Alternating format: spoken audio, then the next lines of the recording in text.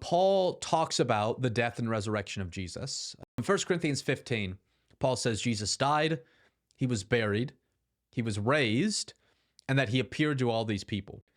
Mark gives us an empty tomb, but no resurrection appearances. So that's Mark saying, yeah, Jesus' body was raised, but we still don't get quite that much of an answer of what Jesus' body was like, right? Because we don't get any resurrection appearances in the Gospel of Mark.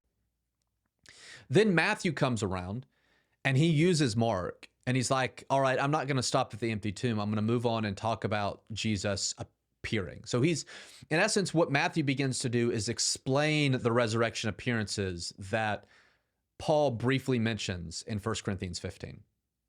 And we get Jesus appearing to people. And Luke is the only one who gives us the ascension. So at the end of his gospel, in the beginning of Acts, he explains to us what happened to that body. So Paul's like, Jesus was raised. Mark says there was an empty tomb, so it was his body.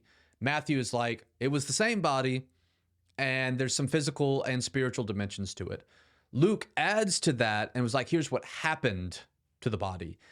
It ascended at the end of Luke and Acts. You see the movement from resurrected to empty tomb to body to ascension. And you kind of can see how they're all kind of expanding on their predecessor.